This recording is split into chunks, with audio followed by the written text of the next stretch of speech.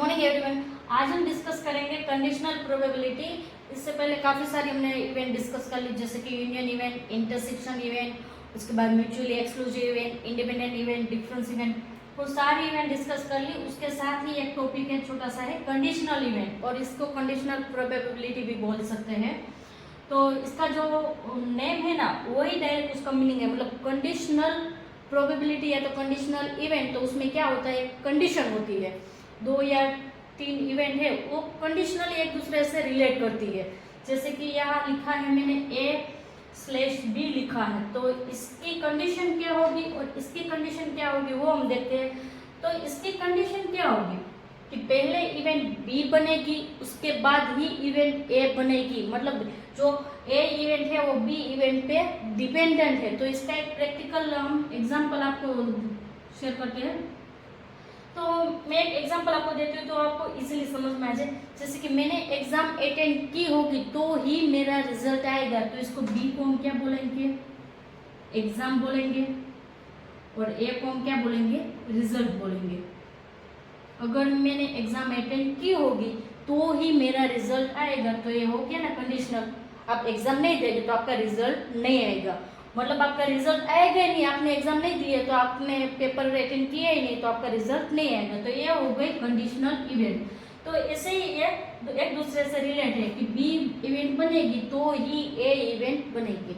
उसके बाद दूसरा मैंने यहाँ लिखा है, उसमें देखते हैं। तो उसमें क्या है, B/A है, तो उसका मीनिंग क्या होगा, ए इवेंट बनेगी तो ही बी इवेंट बनेगी।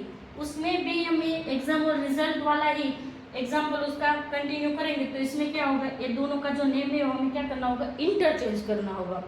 जैसे कि यहाँ जो एग्जाम को हमने बी बोला था उसको हम ए बोल देंगे, और रिजल्ट को हमने क्या बोला था, ए बोला था, तो उसको हम क्या बोल देंगे, बी बोल देंगे। मतलब पहले एग्जाम देंगे उसको इवेंट ए बोलेंगे, उसके बाद हमें रिजल्ट मिलेगा उसको हम क्या बोलेंगे, इवेंट बी बोलेंगे।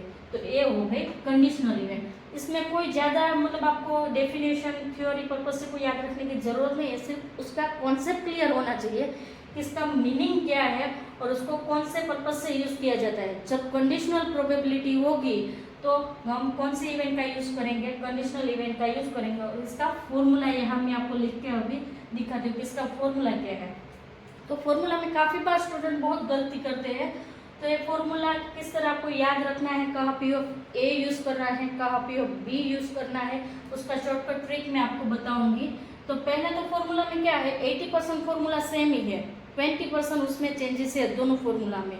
और ये जब आप प्रैक्टिकल क्वेश्चन आपके सामने एग्जाम में होगा ना, तो ये दोनों देख के आप कंफ्यूज हो जाओगे कौन से क्वेश्चन में कौन सा फॉर्मूला आपको अप्लाई करना है। तो इसका ट्रिक मैं आपको बताती हूँ कि इसको कौन से तरीके से आपको याद रखना है।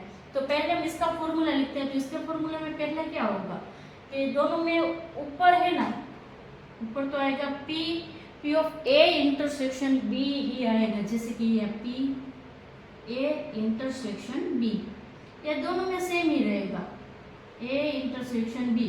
उसके बाद डिवीजन में क्या आएगा, तो यहाँ डिवीजन में P ऑफ A आएगा या B आएगा आपको नहीं पता है, यहाँ का A B आएगा वो नहीं पता है। तो आपको कैसे याद रखना है, जैसे कि यहाँ पहला A है और दूसरा है B, तो जो दूसरा वाला नंबर होगा वो यहाँ आ जाएगा डिवीजन में। जैसे कि P ऑफ B यहाँ आ गया।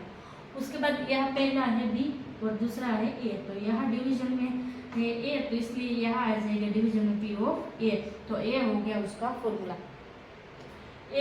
इतना ही आपको याद रखना है। यहाँ जो डिवीजन में है वही यहाँ डिवीजन में आ जाएंगे। मतलब यहाँ जो दूसरे नंबर वाला है, जो इवेंट होगी, ए हो या बी हो या सी हो, मैक्सिमम 3 इवेंट तक होता है और मिनिमम 2 इवेंट होते हैं, तो वो आपको यहाँ डिवीजन में लिखना है। ऊपर तो इंटरसेक्शन सेम ही आएगा सारे फॉर्मूला में। तो अब हम इसका एक प्रैक्टिकल क्वेश्चन देखते हैं ताकि आपको समझ में आ जाए कि एग्जाम में कौन से तरीके से आपको कैलकुलेशन करना है और कैसा क्वेश्चन होगा। तो ये फॉर्मूला आपको कैसे आइडेंटिफाई करना है कि यही फॉर्मूला से आपको कैलकुलेशन करना है। तो इसका प्रैक्टिकल क्वेश्चन देखते हैं। प्रैक्टिकल क्वेश्चन है वो डिस्कस करते हैं ताकि आपको पता चले। तो एग्जाम में इस टाइप का क्वेश्चन होता है, ये 3 to 5 मार्क्स का क्वेश्चन होता है। जनरली इसके 5 मार्क्स होते हैं। तो पहले हमें क्या दिया है, तो यहाँ दिया है P ऑफ A जिसकी वैल्यू है 0.2 है। उसके बाद है P ऑफ B जिसकी वैल्यू है 0.3 है। उसके बाद हमें दिए P of A intersection B की वैल्यू 0.04, देखो काफ़ी स्टूडेंट गलती करते हैं, या पॉइंट के बाद कितने नंबर से कितने ज़ीरो है वो देखते नहीं है, थोड़ा हड़बड़ी में गलती कर देते हैं। तो यहाँ याद रखना है 0.04 है। अगर आपने 0.4 करके कैलकुलेशन कर दी तो आपके आंसर गलत आएंगे। उसके बाद है यहाँ ए कंडीशनल बी इवेंट और बी कंडीशनल ए इवेंट की हमें वैल्यू फाइंड करनी है। तो बहुत इजी है, पहले हमने जो फॉर्मूला देखे वही फॉर्मूला से इसकी कैलकुलेशन करनी है। तो पहले इसके फॉर्मूला लिखेंगे। तो पहला क्या है, b/a है, उसका फॉर्मूला क्या होगा, p of a intersection b, division में आएगा p ऑफ a क्योंकि ये नीचे है। उसके बाद दूसरा देखते हैं, तो दूसरा क्या है, p ऑफ a/b, तो उसमें भी क्या होगा, p of a intersection b, division में आएगा p ऑफ b। अब फॉर्मूला में इसकी वैल्यू में इनपुट करेंगे। तो पहले में इंटरसेक्शन की वैल्यू तो दोनों में सेम रहेगी। इंटरसेक्शन की वैल्यू क्या है, 0.04 है, यहाँ भी आएगा 0.04।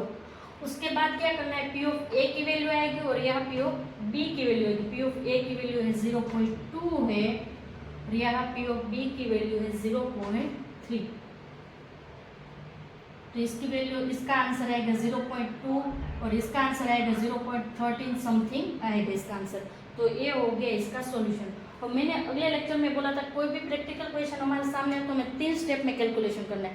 पहले तो क्या करना है, क्वेश्चन को प्रॉपरली रीड करना है। काफ़ी स्टूडेंट क्वेश्चन को प्रॉपरली रीड नहीं करते हैं, इसलिए उसकी ज़्यादा गलती होती है। तो पहले हमें ये रीड करना है कौन सी वैल्यू हमारे पास है और कौन सी वैल्यू हमें फाइंड करनी है। तो हमें कौन सी वैल्यू फाइंड करनी है, पी ऑफ a/b और b/a की वैल्यू हमें फाइंड करनी है।